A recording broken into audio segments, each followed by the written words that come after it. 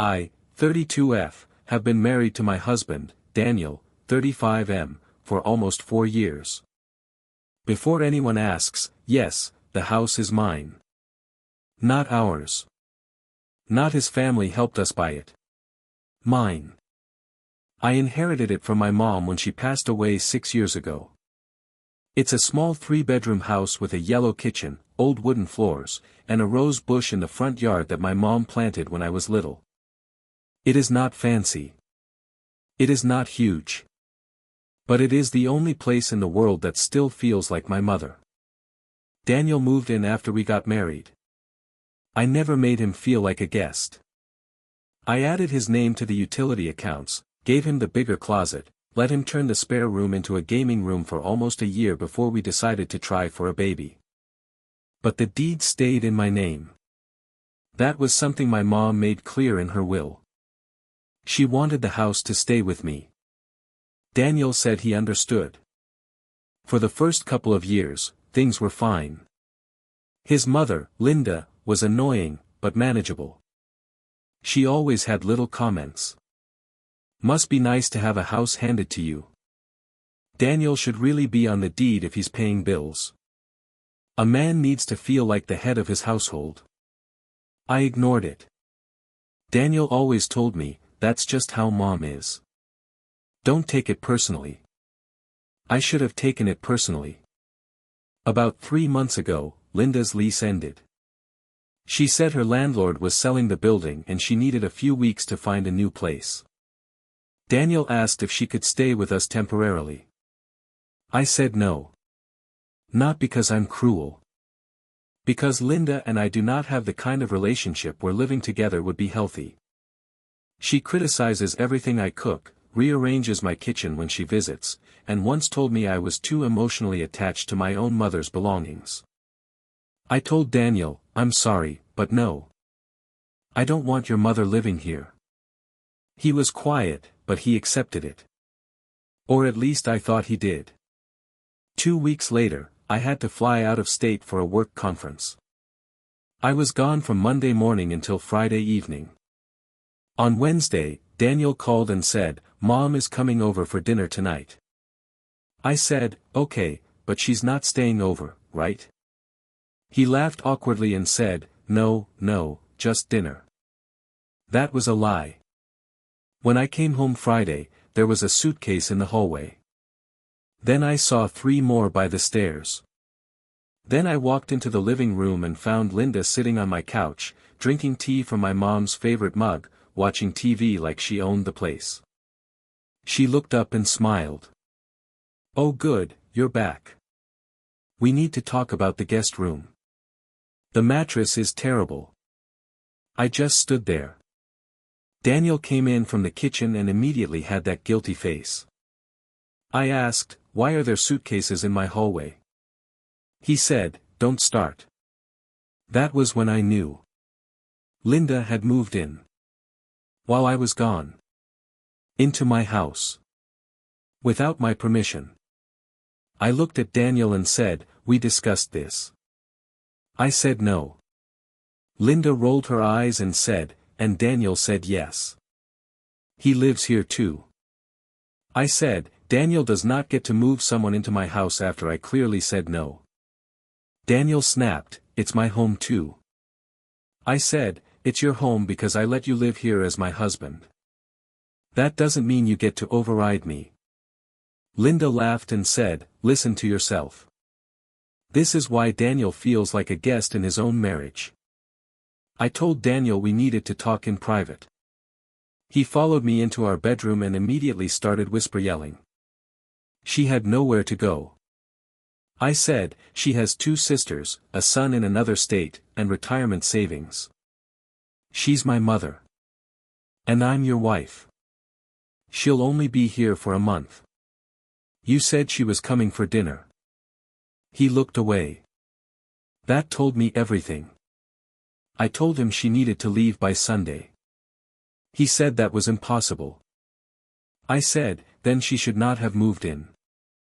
He got angry and told me I was being heartless. That night, I barely slept. The next morning, I woke up to noise coming from the spare room. The spare room was not just a spare room. It had my mom's sewing machine, her old photo albums, boxes of holiday decorations, and a wooden cabinet full of handwritten recipes. I had been slowly turning it into a nursery because Daniel and I had been trying for a baby.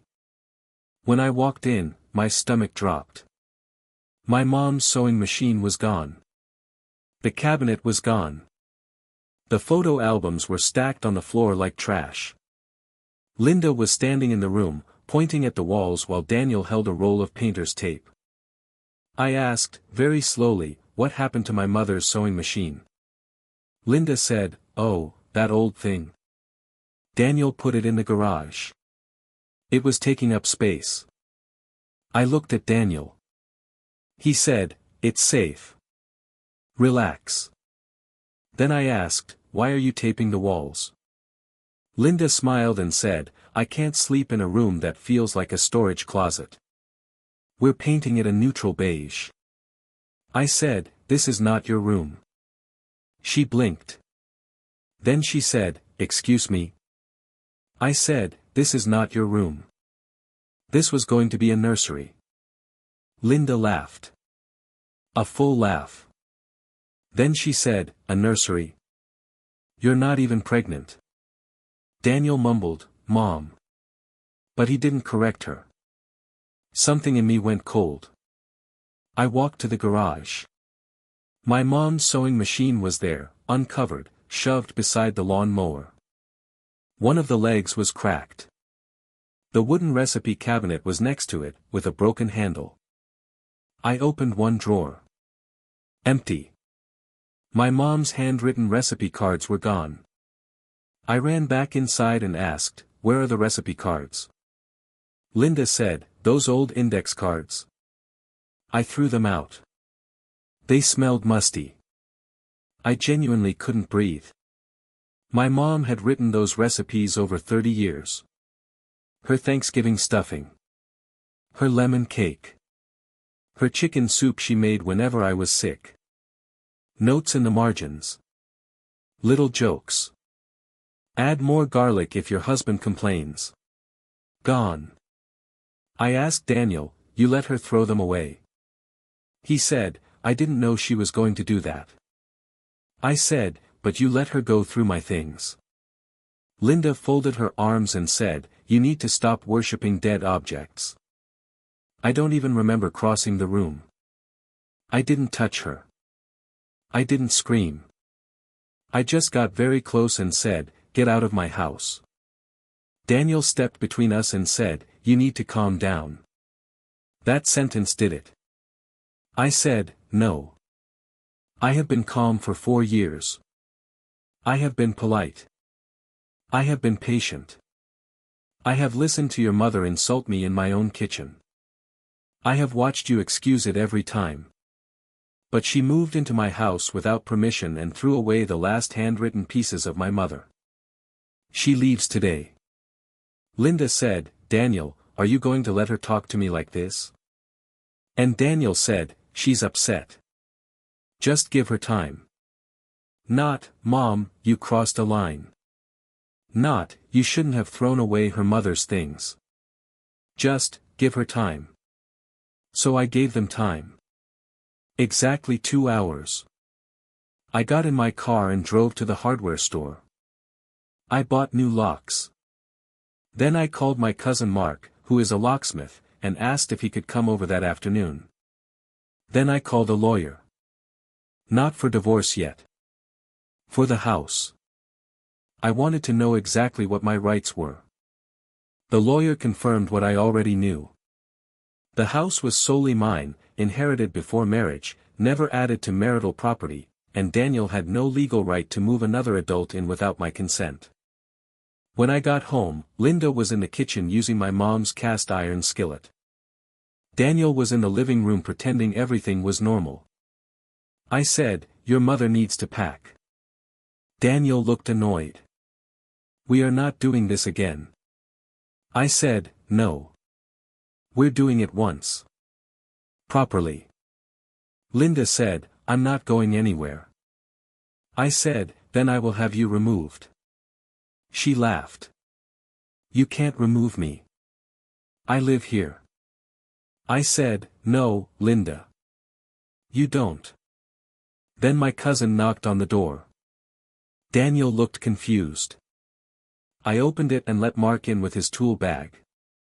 Daniel said, what is he doing here?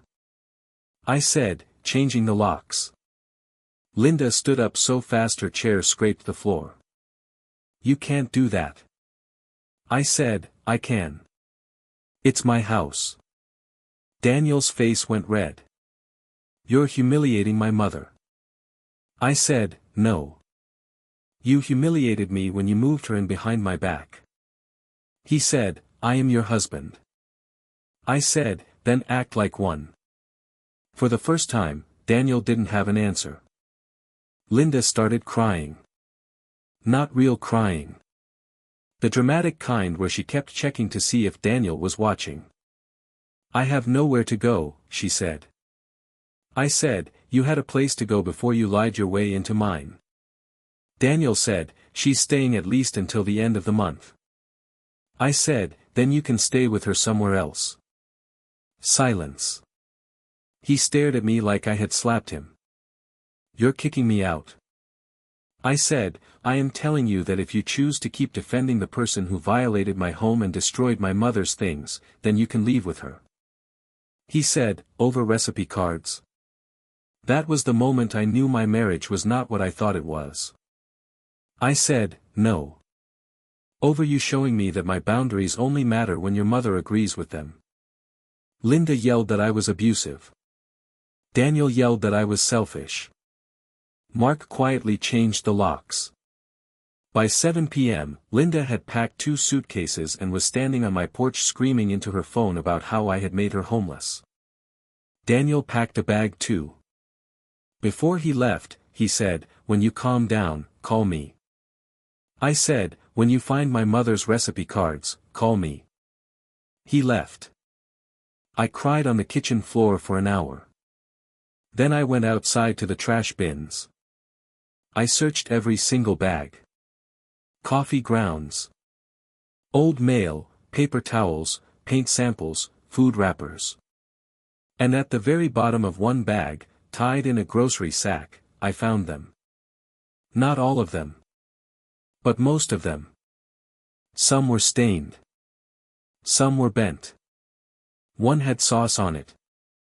But my mom's handwriting was still there. I sat on the driveway holding those cards and sobbed like a child. The next day, Daniel called me 14 times. I didn't answer. Then the text started. Mom is devastated. You went too far. You embarrassed me in front of my family. We need to be a united front. Then finally. You know I love you, but you need to apologize to my mother. That text made everything clear. I replied. I found the recipe cards in the trash. Your mother threw away my dead mother's handwriting, and you want me to apologize. Do not come back until you are ready to explain why your mother's comfort matters more than my grief. He didn't respond for 6 hours. Then he sent. I didn't know they meant that much. I wrote back. You never asked. 3 days later, Daniel showed up at the house. He didn't have a key anymore, so he knocked. I almost didn't open the door. When I did, he looked awful. Tired. Unshaven. Smaller somehow. He said, "Can we talk?" I let him in, but I kept the door open. He noticed. He said, "I'm sorry." I asked, "For what?" He looked confused. I said, "No. Be specific." He swallowed. "I'm sorry I moved my mom in without your permission. I'm sorry I lied and said she was coming for dinner. I'm sorry I let her go through your mom's things. I'm sorry I didn't defend you." I waited.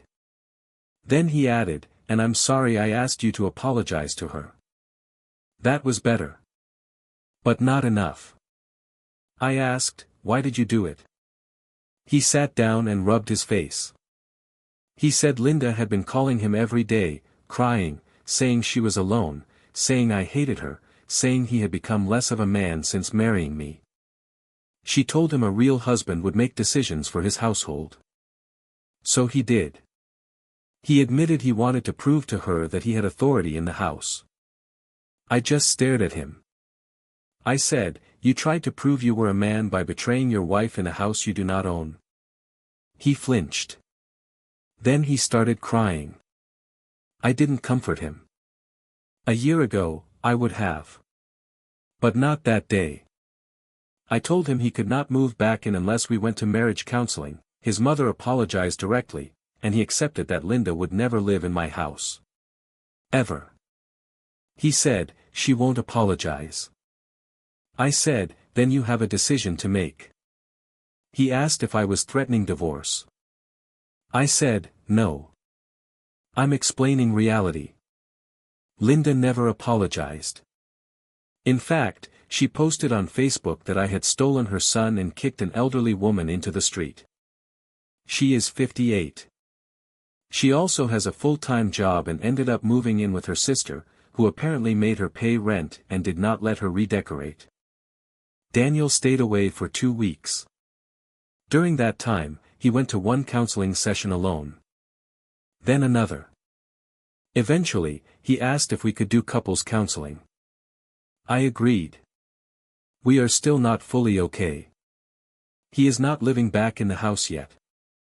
He has apologized many times, but I am watching his actions, not his words. He told his mother that what she did was wrong.